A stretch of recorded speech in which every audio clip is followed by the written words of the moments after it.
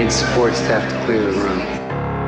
Stand up and walk now. Hello and welcome to The Watch. My name is Chris Ryan. I am an editor at TheRinger.com, and joining me on the other line, he wants to know if Luke Skywalker is taking more daycare drop-offs. It's Andy Greenwald!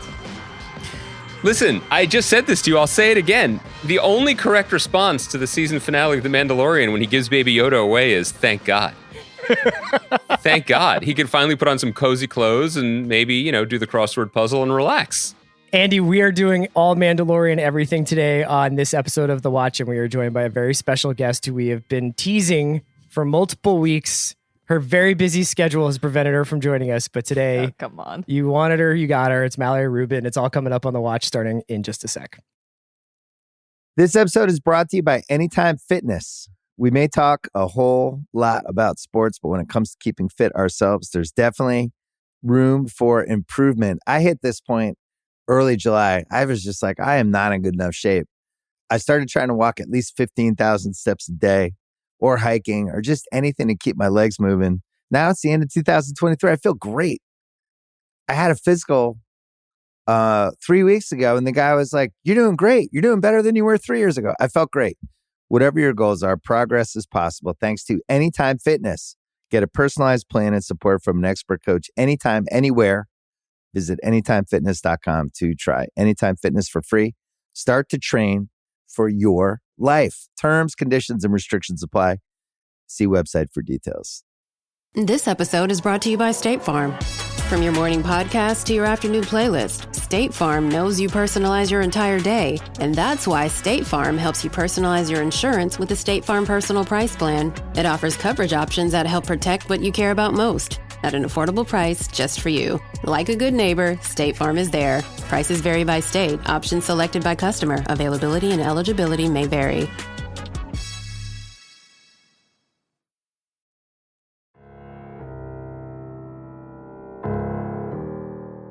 All right, guys, we are back. Andy Greenwald, Mallory Rubin, The Mandalorian. And we might talk about all sorts of stuff on this podcast. It can go in a bunch of different directions. I know Mallory is prepared for anything. You know me, I love to wing it with no heads up. Greenwald, what's up, man? Happy Monday. How are you? Great. I take my cues from the stock market and nothing else. You know what I mean? And so everything seems really good. Mal, you're the same, right? You're kind of an S&P gal, if I remember correctly. That's me. My only stock is in Halo and Grogu. That's my whole life, So what do I have now that Mando's over? I wanted to ask you just sort of a general question as we get into this conversation. Is we all have different lives right now, and they're more separate than ever because of the pandemic and because we only get to see each other in these sort of digitally appropriate ways. But one thing that I noticed on Friday, and obviously the episode of The Mandalorian, I've already spoiled it in a couple of the jokes I've made, but this is going to be a spoiler discussion of the episode. So if you haven't seen it, don't listen. By the way, people listening to The Watch, who listen to The Watch exclusively, should know that you are coming into this the way I am, which is being like, hey guys, thanks for coming over to the dinner party I held. And both the guests being like, well, we ate twice already. Mallory has done binge mode. We both had dinner already. And we did a bite, and then I did a bite-sized TV concierge with Mal about Mandalorian. But I think the warm takes that I'll be serving you guys will be, typically Andy, bitter. Let me tell you something. But when delicious. I asked Chris, what do I need to know to prepare for The Watch with you and Andy, my dear friends and fellow lovers of content on Monday, here's what he said. Vibes. That was the only prep note I got. Okay. And so we're here to soak up the vibes with you, man. That's it. So that's great. I wanted to ask at the top of the show, was there a part of you that wished that this episode, which was so big and it had such a huge payoff, and I think it'd been building up to something for such these months. Did any part of you wish that this was like Sunday at 9 p.m.? That there was kind of more of a collective appointment viewing for something. I mean, when you think about what happens at the end of this episode, and we can have all sorts of different opinions about whether or not it was technically executed well or whether it was narratively justified and all sorts of things, but it was a fucking big deal. You're talking about the death of Bib Fortuna, right? Yes. I mean, like, I've been wondering what happened to that guy. I've got a whole. It's a metaphor for the way Mitch McConnell is treating small businesses in this country. No, but I was like, I can't believe there are some people who got up at the crack of dawn. Chris, Bib wasn't elected. You understand? He was appointed. He's an acting director of That's the right. Hunt Enterprises. So, okay, go But there are some people who woke up at the crack of dawn on Friday or stayed up all night Thursday to watch it. Yeah. There are people who eventually got to it after they were done work on Friday or maybe some point over the weekend. By that point over the weekend, you would have to be having your head in a hole to not know that something big happened in that episode. Was there any part of you that wishes there was a little bit more of a scheduled destination for The Mandalorian? I'm going to say a definite yes, and I think that's probably in keeping with my old guard sensibilities here, because, I mean, basically, Sunday night became the definitive night for television over the last 20 years, primarily because that's where HBO staked its claim back when it was mostly competing with broadcast networks. And they just kind of picked their night and they stuck with it. That ended up being incredibly helpful for those of us in the Take Industrial complex, because we are ready and fired up to go for the working week to carry the show aloft on our shoulders. Yes. Like that time there was one set of footprints in the sands of Tatooine when I was walking there.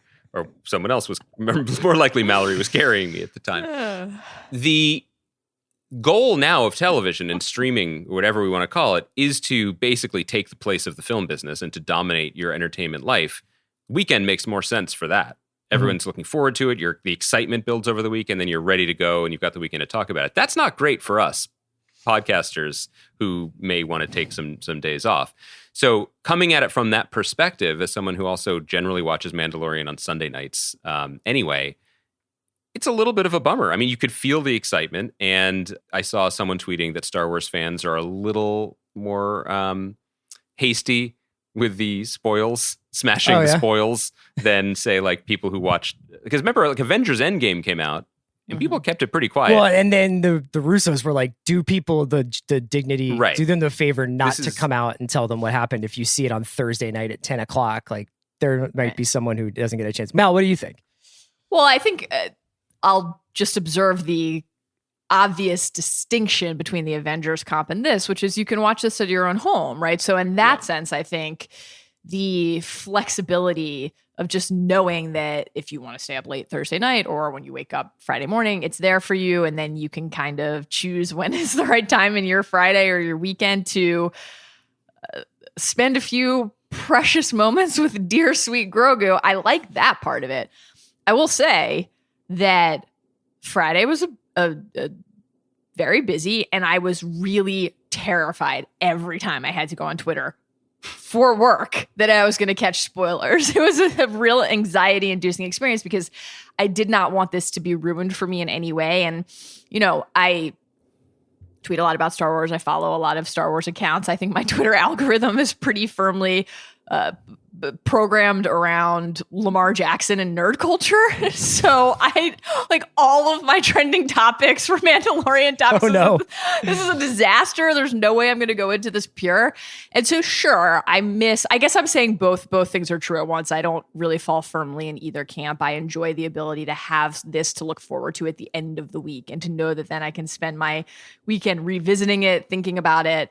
But of course, I mean, especially like, look, one of the reasons I enjoy being here with you two so much is because it makes me think back to the times we spent together watching and talking about Game of Thrones on Sunday night, like a Super Bowl every week. Yeah. And that aspect of cultivating or trying to approximate the monoculture, I think that there was so much time spent in the wake of Thrones talking about, oh, is the monoculture gone forever? Is there anything that can dominate the conversation to this extent?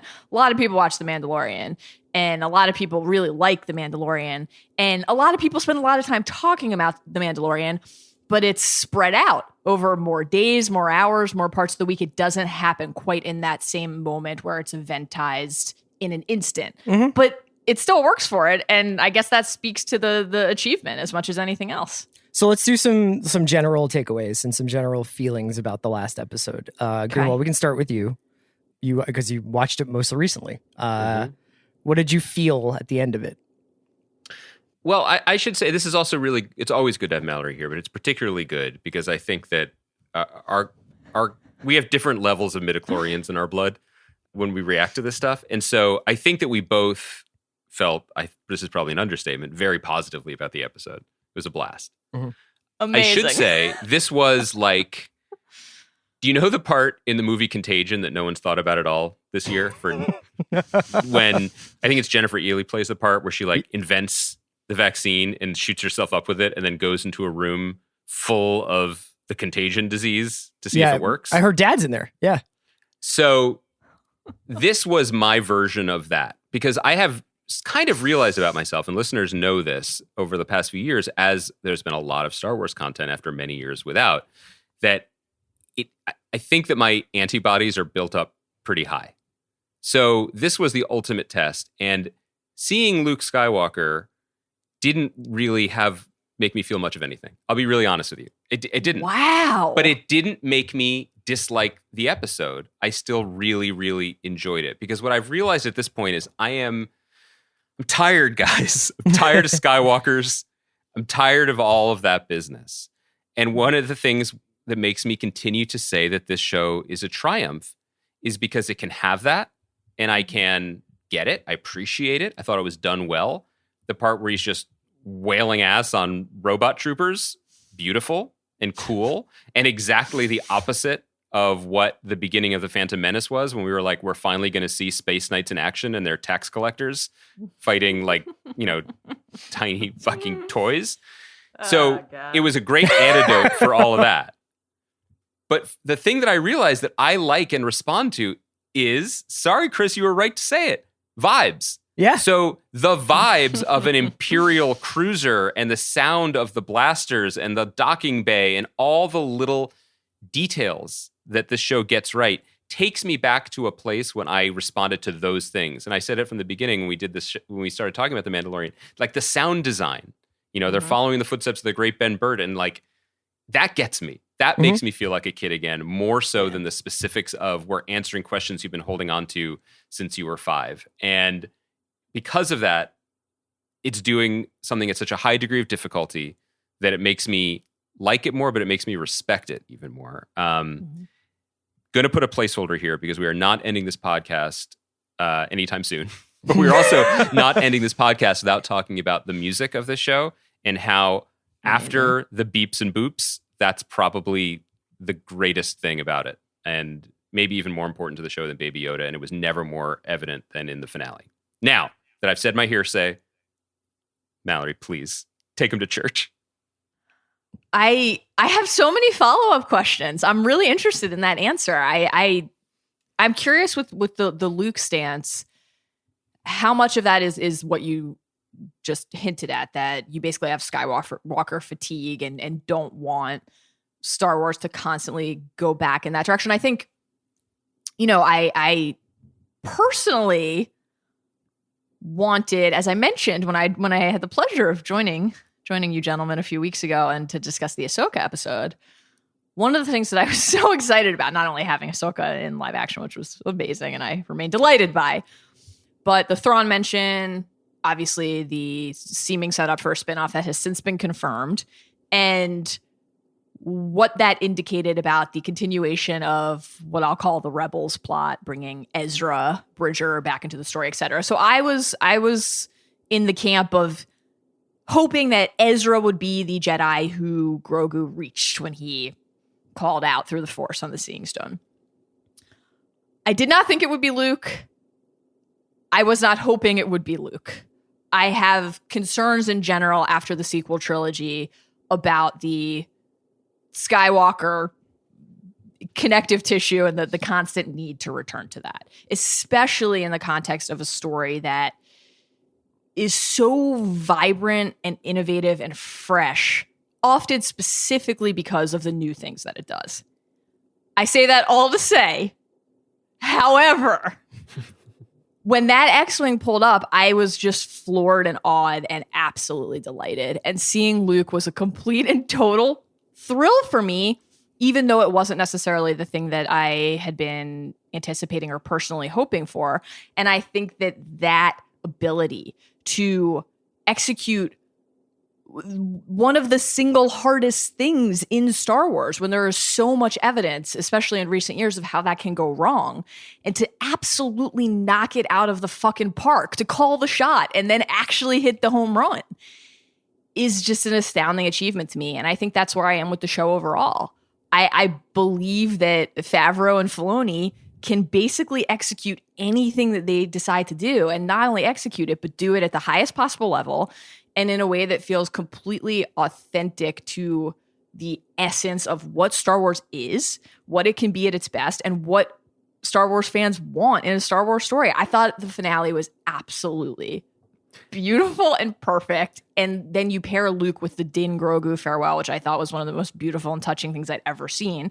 And I was just absolutely, I was floored by it. I really was. This is cool. I'm right in the middle. I didn't know that Luke was coming. I didn't see a spoiler about that. So I actually did say out loud, oh shit, when they were like, there's an X-Wing here. And I was like, who's just coming with one X-Wing? And I was like, no. It's like you're in the Dagobah swamp with that X-Wing. You thought it was Wedge? No, I just was like, oh, like maybe it's the dude from like 3 episodes ago who was like, you guys shouldn't be on this ice planet. You know, it's cold out. You know, like the guy from Kim's Convenience? Yeah.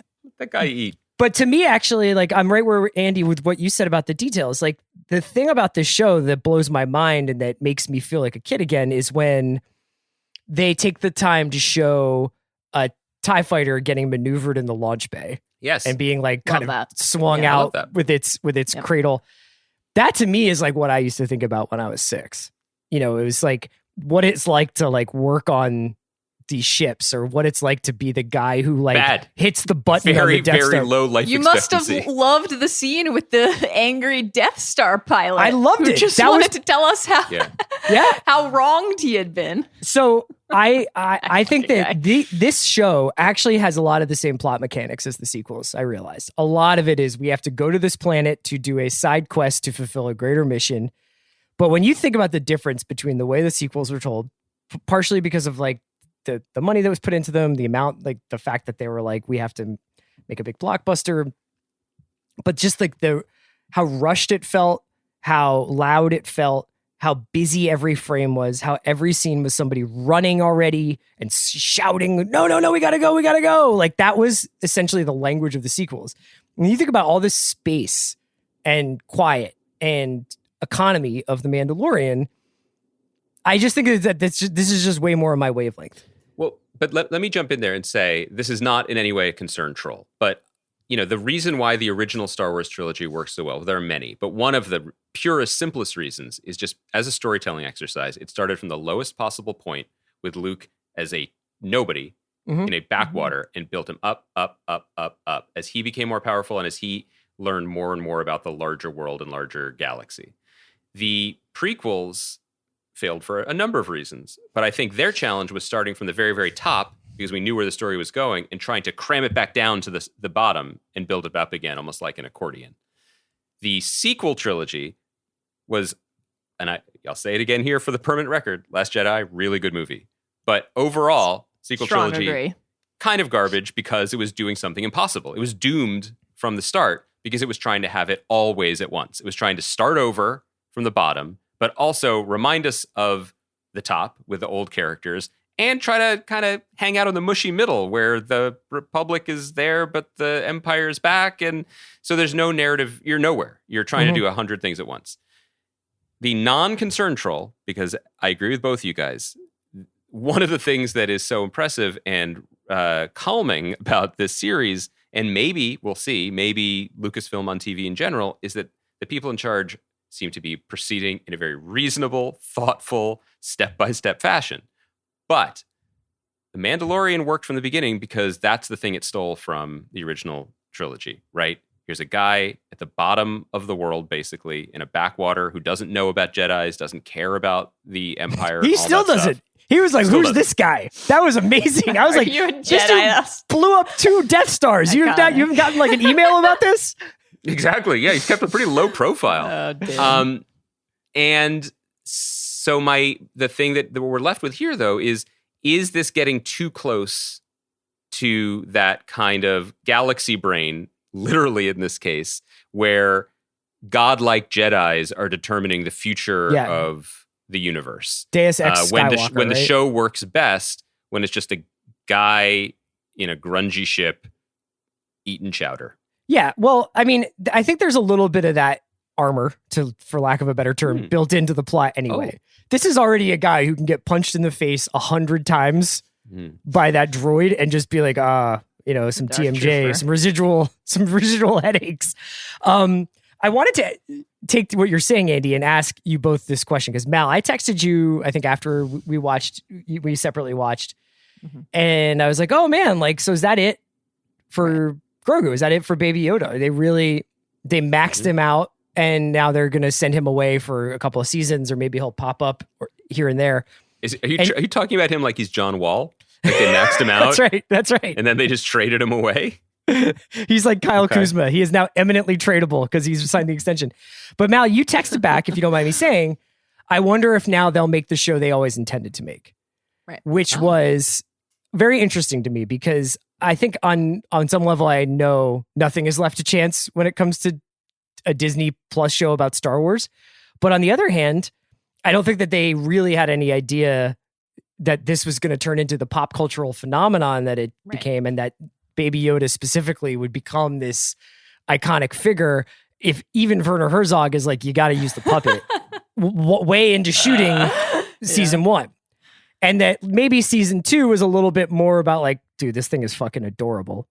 We got to like hang out with him. But that the Mandalorian is actually about like the battle for the soul of Mandalore and the actual planet. And now that we've kind of done the Baby Yoda plot, that will almost be like a prequel to what we're about to see. Yeah. So it's a painful thing for me to even contemplate because I'm so attached to Grogu that I don't know how to think about a future version of this show that not only doesn't feature him, but that isn't oriented fully around the bond that has sprung up between Din and Grogu, which again, I think is miraculous and beautiful and very special to me. I think that... No, you got to come to a preschool drop-off with me. It's just a Tuesday, but go on. I've got my little Grogu here with me, and I'll keep him with me always. I love him so much. I think that a few different things are true here at once. Go back to the run-up to the debut of season 1. Just the fact that Baby Yoda was not known, was not revealed in advance, that was a complete and total surprise and delight at the end of the premiere, right? And think back to the fact that merch wasn't ready coming off of the premiere. Like, I interpret that in a couple different ways. They knew what they had and they knew it was going to be special, and they had to keep it under lock and key to try to create something that people could all experience and share at once, to the earlier point that you guys were making. But I think that given the way The Mandalorian was initially talked about, Favreau's vision, this like grittier, darker Star Wars, a lot of the different elements at play, even the kind of week-to-week side quest adventure that so much of the plot, even after the Grogu emergence, is oriented around, it feels to me like they knew they had something very special in Baby Yoda, clearly, but also that he became such a sensation and such a force that even though The Mandalorian is loved by many, Grogu was bigger than the show in a lot of ways. Yeah. I think that if you also pair that with Dave Filoni's past Star Wars work, what he did on Clone Wars, what he did with Rebels, the Mandalore-centric elements of the canon are his baby, just like Ahsoka is. That is something that he clearly is deeply interested in exploring. So now, in hindsight, knowing that they parted at the end of the finale, I think back not only to the Bo-Katan, Katie Sackhoff elements of the finale, but to her episode, The Heiress, the 3rd episode of season 2, and actually, when you're considering the math of the season, only 8 episodes long, really quite a bit of time that was allocated this season to setting up her character. Yeah. That simultaneous, we can help each other out, but also you're holding the thing I need to rule and you're in my way now element. Mandalore, the stated intention to revive the planet, the culture, the Mandalorian way, not the Child of the Watch way, but the larger Mandalorian way. Leave our podcast out of it. The role that the Darksaber in particular played in this season and in the finale, it feels to me like that now is where the bulk of the time will be spent, whether we shift to Bo or just to Din and Bo together. That feels like it's going to be the big emphasis. But I can't imagine Grogu not being a part of the show. I just can't. I mean, it was definitely intentional when there was an episode without him last week to see how the narrative would feel. I think it's worth noting, and this is the kind of thing that you can really only say in hindsight, but we love to do stuff like this, so we will. And it reminds me of when we talked about like the flowering of great shows at AMC, like Breaking Bad and Mad Men, that they kind of only happened because AMC was desperate and willing to take chances. And once there is success, of course, the mandate, especially in publicly traded companies, becomes just chase the success. Don't take the risk that led to the success in the first place. And looking back, I wonder if we can kind of see something similar. And I'm sure it's not, because I'm sure this is not entirely accurate, because the machinations of something as large and multi-tentacled as Disney, it can't really be condensed into one medium temperature take on a Monday podcast. But the moment when Favreau was developing this was kind of a perilous moment for the Star Wars franchise and for Disney's investment in Lucasfilm as a whole. The movies, even if they made money, did not leave them in the best position going forward. And there was a lot of questions about what anything would look like. And that was even before the pandemic made streaming the focus of the entire company, right? And so he could say, not only could he say, I want to make my own style of thing, get out of my way, I'm going to do it this way, which worked. And there are elements of that initial pitch visible. And I think they're less visible. It's not really a gritty show, but it is kind of old-fashioned in a way that I think might have been noted to death. But the other thing that I came to really appreciate, I think we all did over the first two seasons, was he just had free reign. So he could dip in and out of all the competing threads that make the large woven, garment that is Star Wars. You could have the Chowder episode. You could have the Prison Break episode. You could have Mandalore's rich tapestry of mythology. You could have Ahsoka, and then you could move on. And the sense that all of that is available for you to play with, especially when you have a central character who, by definition, is mobile, right, and can fly anywhere and engage with these people as needed. That's a really lucky thing and a lot to harvest from storytelling. The difference from the last month is every single one of those threads is now its own garment. Its own show. Yes, yeah, they are and that's all what I was going to say. Spin-offs now, and suddenly, what is left? What is the show left to be? I was going to tell, not that listeners need to hear it from me, but enjoy this moment, because this is the moment where the show might feel the most significant it ever will. Luke fucking Skywalker was just on a TV show. That's amazing. And it's the only thing we got in Star Wars right now. This is it. And we have that was Mark Hamill with ping pong balls and Irishman smoothing and all Mal that. and I were talking about this morning. I watched Favreau on Good Morning America on tape. I didn't get up to watch it, but he was talking about this, and he was more talking about the secrecy of everybody who worked on the effects and everything, being able to not spoil that. And he was like, the fact that we've been able to do that twice, once with Baby Yoda and once with Luke, is just amazing, because all the other casting was leaked. It's unclear as to whether he voiced it and they ping-ponged somebody else or what happened there. It was a fully digital creation. I mean, it was spooky. It wasn't. Yeah, it was definitely maybe I would have not stood up and clapped if it was, real looking. Yeah. They did their best. So I will just say, though, this is the last moment that it's going to feel like this, because pretty soon there will be 10 other Star Wars shows, including the Book of Boba Fett, which was announced this weekend, which Robert Rodriguez is going to do. And it's going to be maybe they won't be on at the same time. Maybe it'll just be there. Never won't be a time where there isn't a Star Wars show on. But I think it's going to be a while before anything feels as singular and significant as this, because there are no movies in the theaters. There are no other shows. And they took the most valuable, arguably, part of those movies and did a sweep trick on it. You know what I mean? That was pretty, I don't think they're going to do that again. Also, Mal, I'd love to hear your thoughts on this, because I think what we're headed towards is they are kind of reverse engineering an Endgame here. They're going Avengers with this. That's worked for them, and they're going to do it now. But the way they're doing it is so interesting, because what we thought was a really unique standalone story actually was just the on-ramp to a multi-lane highway that I imagine will now separate for multiple storylines and then probably cross over again. They will bring these threads back together. It does seem like the project isn't, as we naively thought, let's just keep the Star Wars ball in the air for a while and let people have fun with it. Or the project wouldn't it be seems cool to be, if we had this side mission? Yeah. Now the project seems to be the most fertile terrain in Star Wars canon is the 30 years between the trilogies. So let's take a decade and tell that story. I mean, again, Mal, you can speak to this better than I can, but Giancarlo Esposito keeps talking about bringing order. He keeps saying order, order, order. So I guess we're going to learn why that stupid offshoot is called the First Order when we get to the movies that nobody wants to get to. So that seems to be the project here. And I couldn't agree with you more, Chris, that I'm looking forward to many of these, and I can't wait to see what they do because of the sheer talent and vision already displayed. But I think you're right that maybe it won't feel as special as this going forward because Disney's got a Disney. It's what they do. Okay, I have a few thoughts.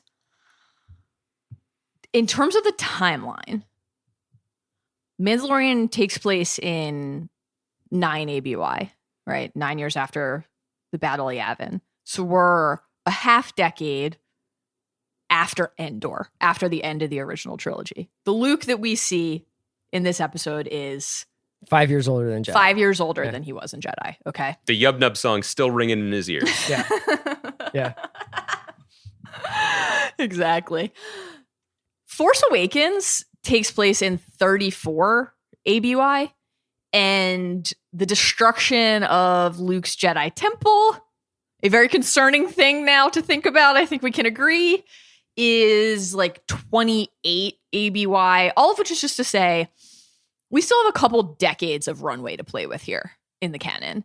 And I'm choosing to focus on that instead of all of the very reasonable points you just made and some of my own questions along those lines. Like, it's hard at the end of this season not to think back to some of the questions we had at the very beginning when Baby Yoda was first introduced. If there's another Force-sensitive being, where was he when all of the events that unfolded in the sequel trilogy transpired? Is he dead? Did he turn to the dark side? Mallory, where was he when Kathy Kennedy had that successful lunch with Colin Trevorrow and the one with Josh Trank? Like, we need a Force-sensitive being in the building at Disney. But I think... So here's what I'll hold on to amid those questions and concerns and the Palpatine of it all, of course, with the Pershing, How Gideon. dare you? Well, again, it's I don't want that to be what the show shifts its focus to. Certainly, it's, I think, impossible not to wonder. But they when were that trying. element They were will come trying to into get play. that blood for something. That's right. They're harvesting that midichlorian blood because they're trying to create Force-sensitive beings. Think back to the 4th episode of this season, the mission on Navarro to destroy the Imperial base, and the tanks full of clone bodies, and the Pershing message about the body. You know, would the body receive the blood? Would it reject the blood? Gideon's comments in the finale about wanting to study the blood. Like this, it feels to me like that has to be. Maybe there's another cast of characters coming in that they're trying to give Force sensitivity to, but it feels like it's heading that way. I want to say something, and I don't want to sound alarmist, but if this entire project is just to retcon the shitty decisions made in Rise of Skywalker, I think I have to give up branded franchise entertainment forever. So what would you pivot to? I'm just going to continue my descent into French cinema. And I think that The Ringer will, I'm sure, support me both financially and spiritually as I walk down that lonely road. So let me say this to try to calm you. While I think those are all reasonable things to think about and even anticipate, hopefully on a long time frame, I say this not to shame you, but just to confirm that it's true. When I said to you guys the name Ezra Bridger, you did not know who I was talking about, right? No. To confirm. Okay. No. So that's good. That's good news here because it's a reminder that the galaxy is really big, actually. And the stories that they can tell inside of it are just as colossal if they want them to be. And if they are committed to maintaining that dedication to doing something new and original. And that's really, again, why I kind of admired the Luke decision because I think it was a way of saying we can actually do both. We can find ways to make this harmonious with the overall saga and still make something that is totally authentically its own new thing. Ezra, I won't spoil Star Wars Rebels for people who haven't watched it. I would encourage you to watch it. It is phenomenal. Is much like Ahsoka, a titanically consequential Star Wars figure and a Force wielder who has not been brought into this larger story. That could still be the case too for Grogu. Maybe Grogu and Ezra are out there kicking it up to what? Who knows? I'm sure we'll get the chance to find out. It doesn't necessarily have to be through the lens of what ultimately unfolded in the sequel films. That's what I'm holding on to. They are probably, I'm going to make a guess. Tell me if this is right or not. I think they are investigating what was really up with Snoke. Like when OJ was saying he was going to spend the rest of his life finding out who really killed Nicole. Like that's what they're doing. And if that's what they're up to, Godspeed. I'm going the other way. I'm all in on Palp. I want to find out. Good. That's a good pivot. How it all came together for him. What like he eats for dinner on that prison planet. Chris, what you want is the Disney Plus meal plan. Disney Plus A Prey Dark channel. Yeah, that's right. It's kind of like Cinemax that shows Palpatine's kids just banging and creating Rey. Like you want dark Sith sex. That's cool. Right. Admit it.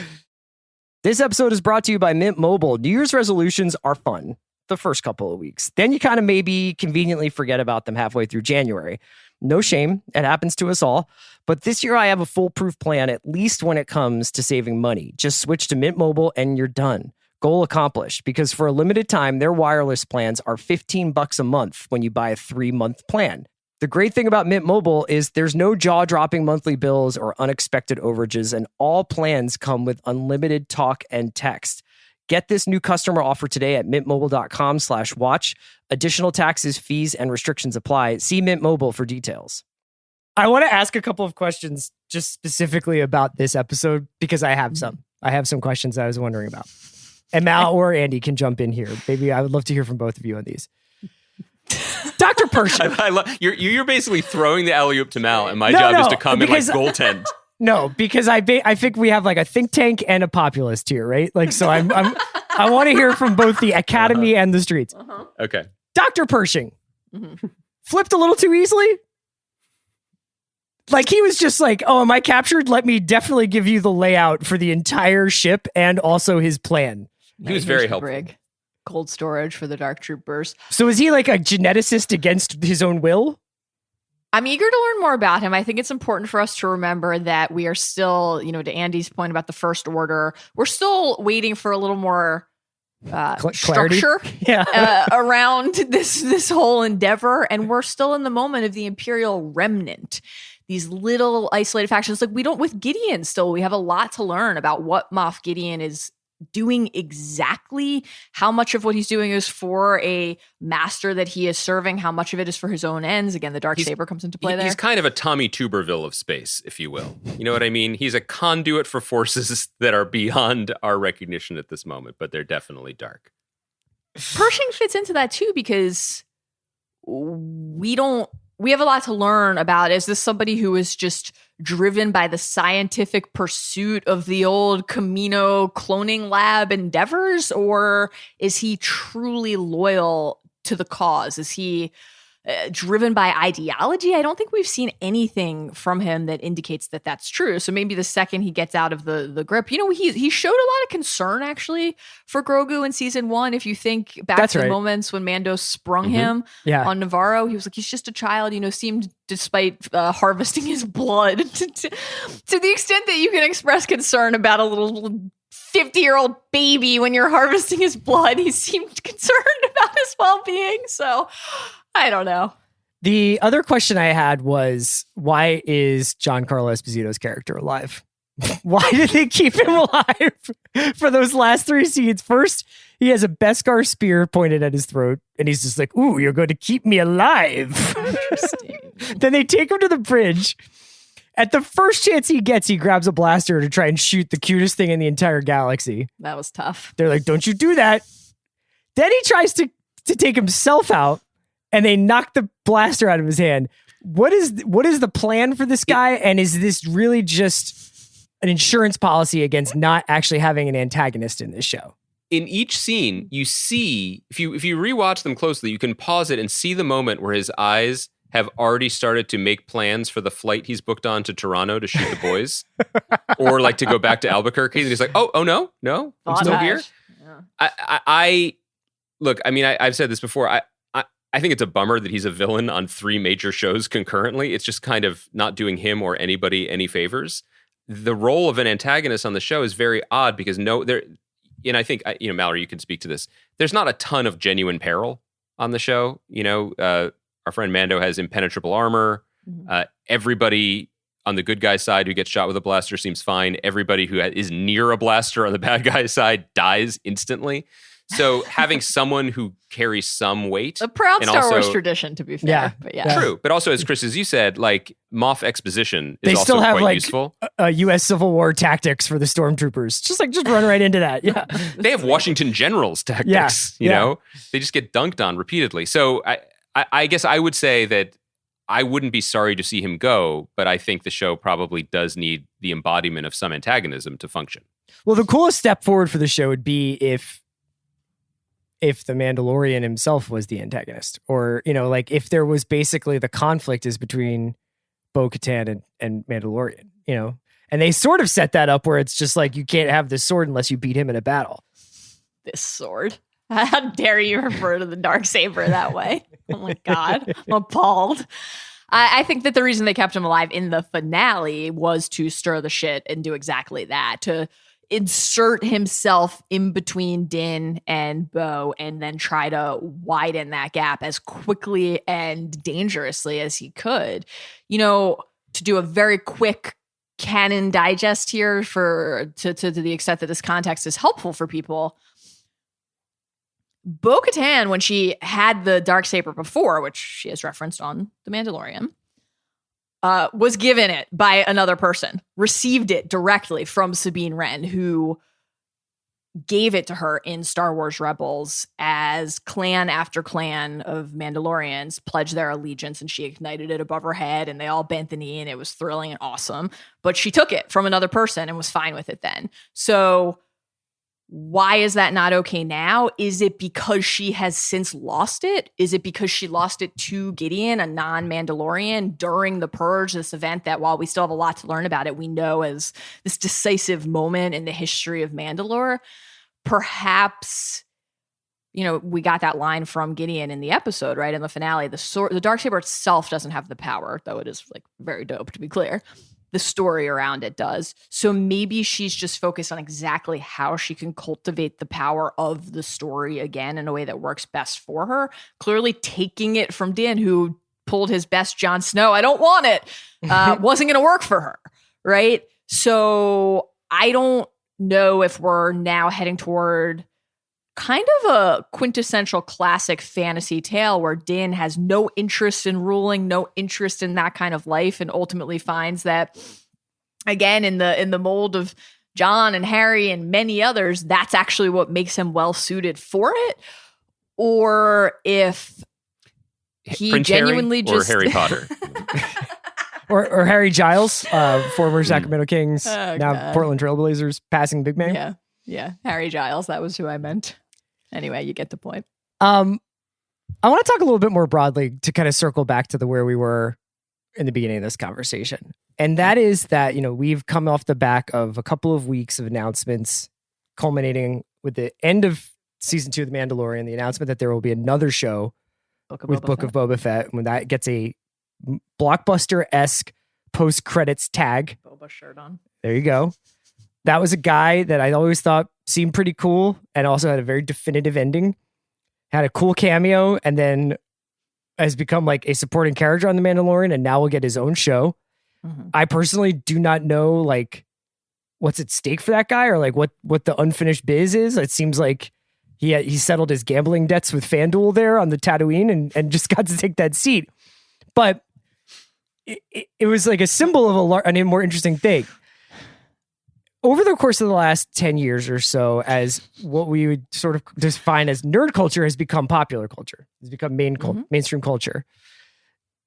What do you guys think about the saturation factor and the idea that, we had already seen a lot of these movies and a lot of these stories sort of take over at the box office and in the mainstream and movie theaters.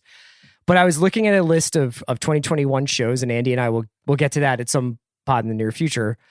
And a lot of them, if they weren't specifically already tied to Marvel or Star Wars, could be.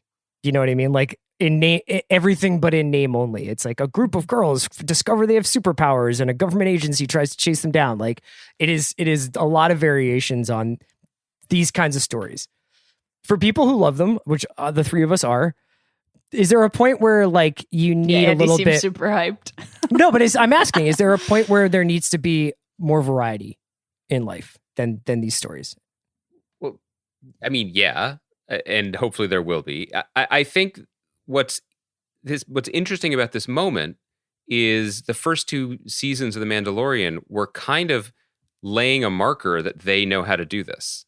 You know, it does carry with it. And I got to give more credit to Jon Favreau here, because this is the same kind of marker he laid down with the MCU, although it took some time to figure it out. And I think the Russo brothers and what are the scriptwriters, Yost and the dudes Grimace, who wrote... Marcus and McFeely.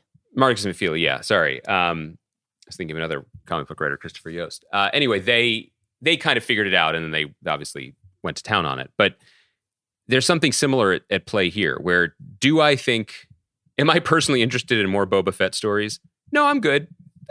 Because as we've said repeatedly over these weeks, he was a cool costume that over the years after the movie ended, I think fandom injected a lot of hopes and dreams into. Was I happy to see this return engagement? Yeah, it was cool. And I was joking with Chris last night. I still believe it. I'm super into Tamir Morrison's comeback. I'm into finding out the timeline between when he was told he needed to get back to Tatooine and when he showed up to set, because he is rocking the most incredible Return of the Jedi mullet. You know what I mean? In that he is just like all battle ready up top and pure Jabba below. And it's kind of amazing. Like, I think that we all should age as gracefully into middle bounty hunter age. But the thing at the end was such a perfect example of like what this project is doing, and also the risks inherent in it. Because returning back to Jabba's den, having Bib Fortuna, a character that I've always really loved for no good reason, amazing, getting fat and old because he's just sitting on the throne and is unguarded and unprotected. Fantastic. And then having Boba reclaim this throne, and then having Ming-Na Wen, who's a phenomenal actress, had a great career, love seeing her have top 5 ER character.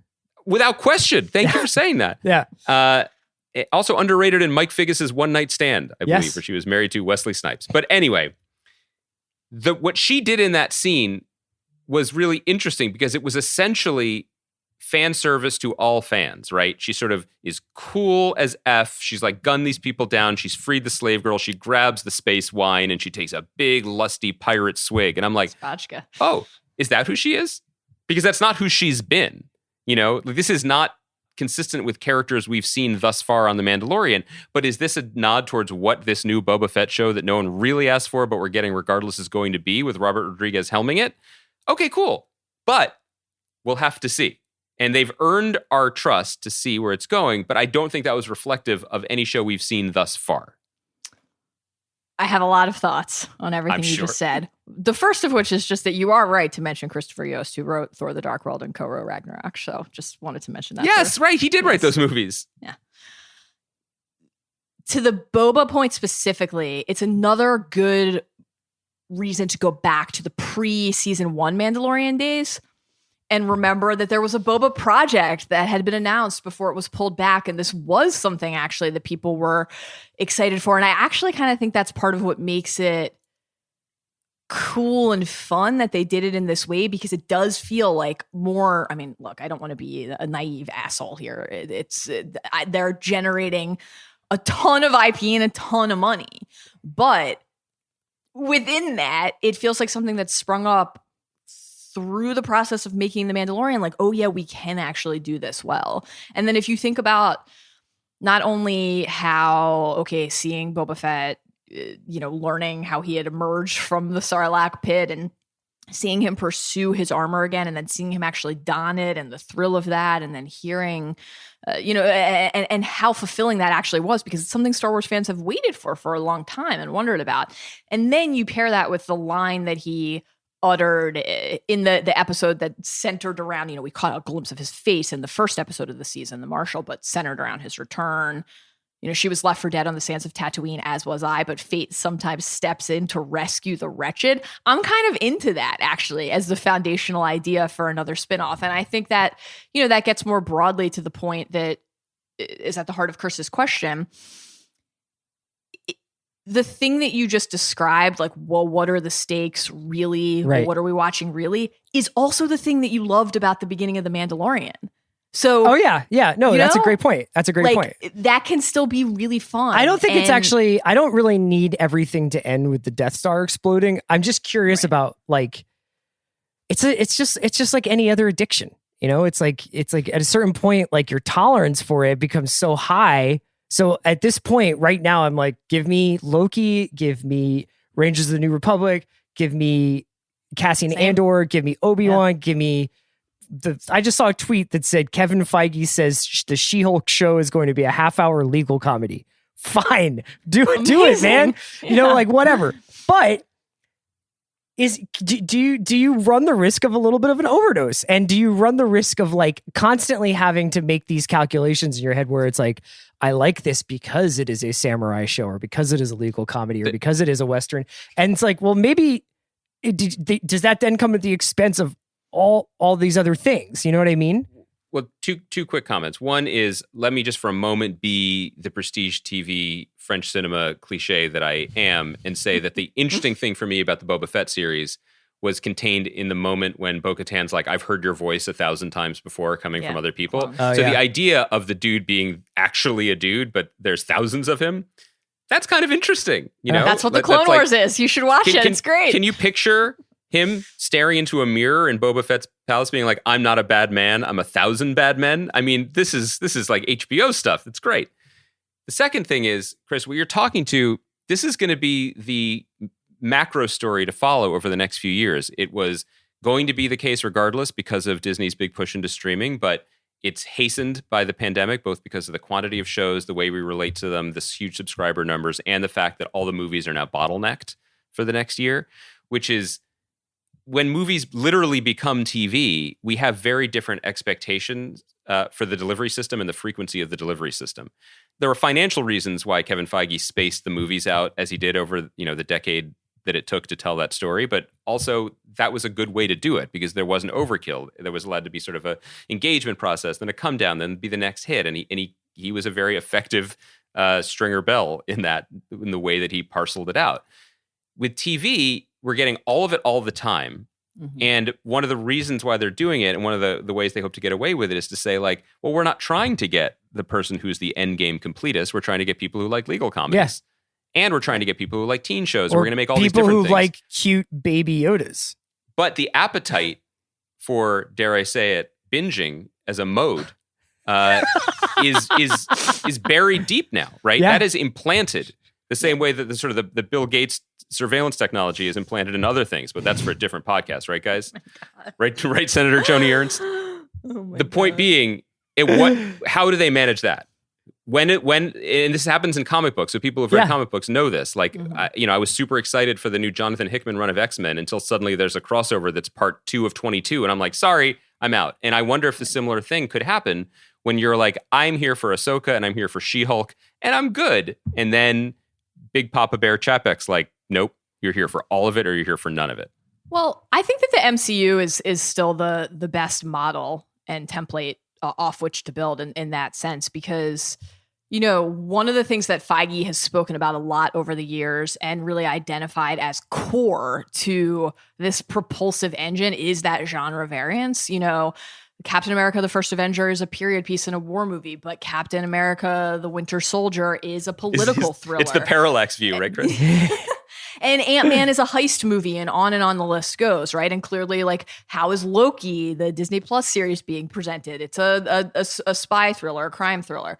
So you have the choice to opt into the part of that is most interesting to you and that resonates the most fully for you.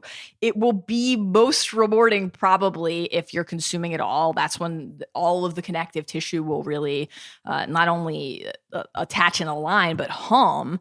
I think that, Andy, your point about not only do you reach a moment, but maybe how prevalent are those moments where you feel almost like the barrier to entry is just too high because of the stuff the information that you're expected to absorb and hold on to, the number of characters and timelines that you're expected to be familiar with.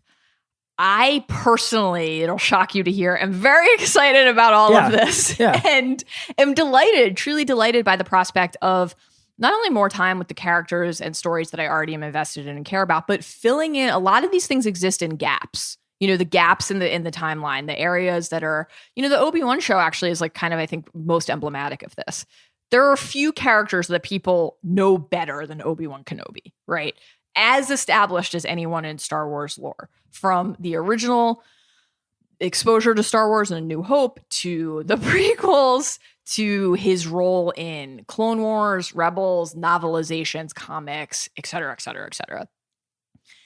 Ultimately, his spinoff is being set in a period of time that we don't know that much about. Now, it's going to be short. It's going to be contained. I personally still want it to be set in a different period of time in a love story between Obi-Wan and the Duchess Satine, but it's not up to me. I will consume Mallory After Dark 6 episodes with glee and delight because I'm interested in learning more about the missing years of his life, the parts that we've only glimpsed in fits and starts. I think it'll be an interesting case study of the two modes of attracting an audience that have sort of come into conflict with each other over the last 10 years. I think you can either find success by getting a lot of engagement from a smaller amount of people, or you can find success by getting a small amount of engagement from a ton of people, and it's the difference between like a Big Bang Theory fan and a Game of Thrones fan, right? I mean, although Game of Thrones crossed over, I think, with more casual fandom ultimately, but like, which is the better model for TV? And I think generally, with some exceptions that have been, allowed to succeed because of the circumstances of the subscription service or the cost of the episodes, the hyper programming, micro targeting just for specific engaged fandom can work. But generally, TV has worked best when you're just trying to cast as wide a net as possible, right? And hope you can get some casual fans involved. And I'm really curious how this plays out. I remain hopeful. I think that this show satisfied somebody with as specific and deeply rooted interests in the story as Mallory, and people like you and me, Andy, who have like a passing awareness of what's happened outside of the movies that we've seen. But maybe moments like Bo-Katan hit harder for Mallory. I still found myself like my favorite moment from this season is still the Ahsoka introduction, and I didn't know anything about Ahsoka, so right. I think it can operate at a couple of different levels. We can wrap it up there. I think this was just a really, really interesting show to talk about as much as it was a show to watch and to be entertained by. So just to check in, Mallory, can you help us with 2 points? Because the 2 things that I wasn't really sure about. Okay. One, before we wrap up, there was some confusion with the post credits thing about the Book of Boba Fett. Do we think he's a big reader, by the way, or did he write the book? Yeah, that's a good point. Right. Like, is Boba still just plugging away at short fiction, even though the market seems to have been dried up, and it's like where there's not that you can go to Plowshares, Paris Review. I think that New he's Yorker. resentful because he's like, well, you dummies were like toiling over MFAs in Iowa. I was inside of a monster's stomach. You know what I mean? Like, I lived life while you guys were thinking about it. Yeah, that's right. Real fodder for a memoir. But there was something and kind of like his own left bank, right? I think so. Well, or his left ventricle, depending where he was inside of the creature. So this bubbled up on my timeline, and I'm not sure if it was verified, but I think there was some people thought that this was going to be Mandalorian season 3. That Pedro Pascal, maybe there was some sort of contract dispute that storyline was going to be sidelined for a year. Can you speak to that? Was there any truth in that? Was there any rumors about that? And why was there such confusion other than the fact that it just was at the end of the credits? So I did find myself thinking about that a lot over the weekend. Had a fascinating conversation with our colleague Arjuna where he speculated, this was his theory. Okay, well, they're calling it the Book of Boba Fett, and how is every episode of The Mandalorian titled? It's a chapter, right? So maybe this is this Mandalorian becomes an anthology show, and the next couple seasons will be about Boba, and then maybe after that we shift to Bo-Katan. I think that as of today, the official Star Wars Twitter account tweeted that basically this is its own show. The Book of Boba Fett, a new original series, is how they framed it. So it does seem to me that it's going to be its own show. That announcement also specified set within the timeline of The Mandalorian, which is the same language that we heard about the 2 other Mando spinoffs. So I think that The Mandalorian will continue featuring Din, Andor, Bo-Katan, and other characters, and that Boba Fett's show will be running in parallel, but will be its own show. That's my sense of it as of midday Monday.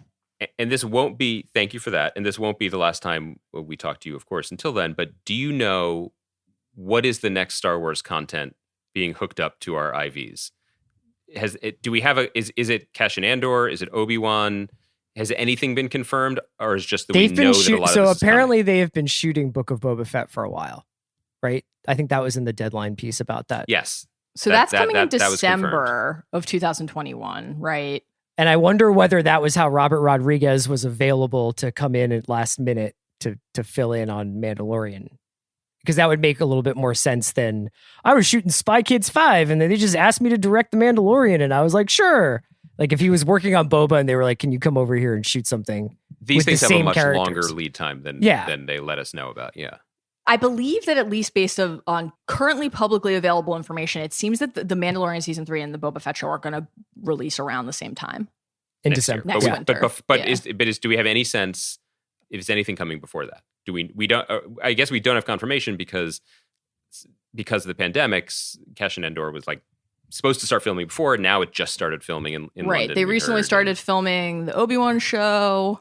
That should have been done by now, but they had redone the script. So we don't know. Right. Yeah, we don't know. But I wouldn't be surprised if Cassian Andor comes out. I could see something sneaking in the fall. Late summer or fall. Yeah, it feels like December is a long time to wait for another Disney I think Plus everyone show. just flew to London to film it. And from what I understand, no one is leaving London anymore. So they can really hunker down. That's another thing that worth mentioning is that we really do not know. Yeah. We have no idea. Yeah. Mal, thank you so much for joining us on The Watch. Just an absolute delight to be here with you, and just know that through the screen I'm reaching out with my little claw to touch your cheeks. To touch Andy's cheek. Yeah. And coo at you and let you know how much I love you and being here with you. Mallory, this is the way. It really is. Bye, guys.